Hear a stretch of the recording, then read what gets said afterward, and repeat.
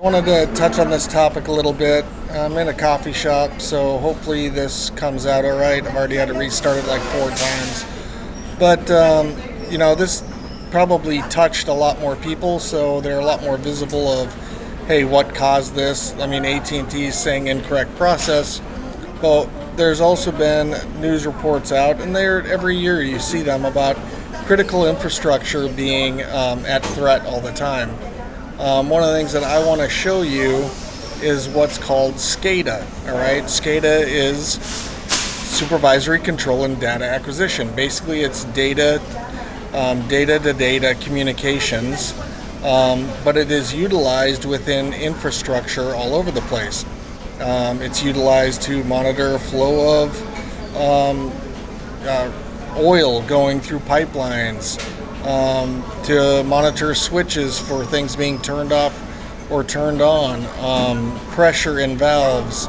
I mean, you name it, and it's all over the place within all critical infrastructure. Now, the interesting thing about this, because this is all good to be able to monitor your system, so you could make sure that nobody's tapping off a line on a pipeline, and you see the pressure drop between one point of data capture and another point of data capture. But the problem with this, and what I did back in my postgraduate work, was the fact that a lot of this is written to code that is either very, very outdated or also unsecured. So no password, no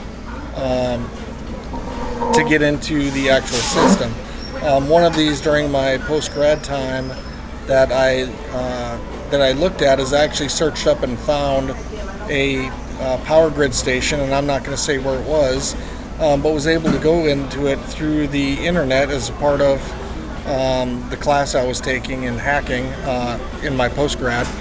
And it was unsecured, and I could actually go in, and if I wanted to, I could have shut down that the grid for blocks around that area.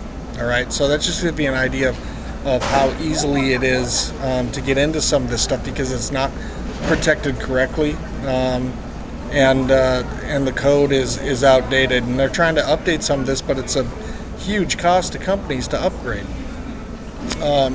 And just to go off of that, something that the Wall Street Journal was talking about was about China and cyber attacks on U.S. infrastructure. One of the things, if there isn't bots and malware already pre-positioned in every choke point in our critical infrastructure, I'd be really shocked, because that would be the starting point for any type of conflict, to either keep us out or keep us busy with other problems within our country. This is more wanting to keep you guys aware of how all these things are interconnected, and specifically how undefended or unsecure a lot of these things when it comes to water, electricity, the oil flow. So it's very delicate, and again, I would be shocked if there isn't malware already pre-positioned from nation states, just in case there was conflict with the U.S.